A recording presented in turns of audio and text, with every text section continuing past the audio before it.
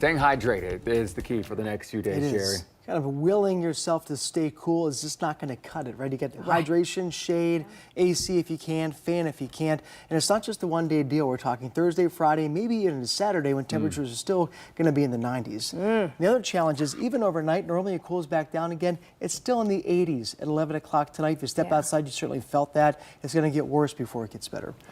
Turn my AC back on. I was Yeah. giving it a break for a few days. Now, early next week, as you'll see, give that AC a break again. We got to get there first. The other thing we're concerned about this evening, tracking some storms. They are really hitting the northern part of the state around Toledo with severe weather and flood warnings up there.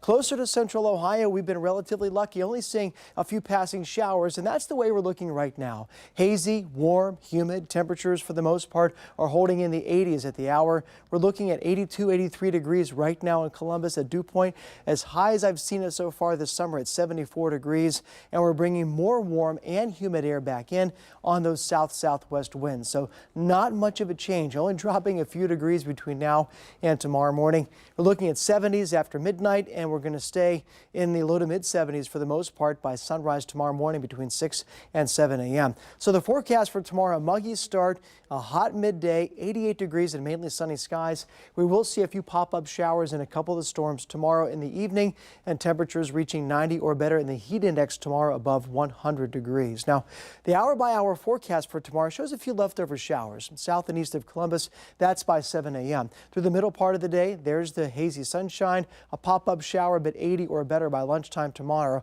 On our way to 90 or better. And notice the coverage and the intensity of the storms tomorrow afternoon and tomorrow evening. Not terribly concerning. We are going to see a couple of spots cooling down just a bit, but by and large, much of the area stays dry tomorrow evening, and that trend continues into tomorrow night. As we get beyond that, and we will look at a continuation, kind of a repeat of the heat on Friday, but we won't see any scattered showers or storms. The Clippers game tomorrow should be mainly dry, but it's going to be hot. So if you go, plan on perhaps a seat in the shade and do what you can to keep cool. Friday morning starting off in the 70s. Watch how fast temperatures get back into the upper 80s by lunchtime, around 90 degrees. That's lunchtime. That's at noon on Friday. Sunny skies continue for the most part. We'll see a pop-up shower, just a slight chance on Friday.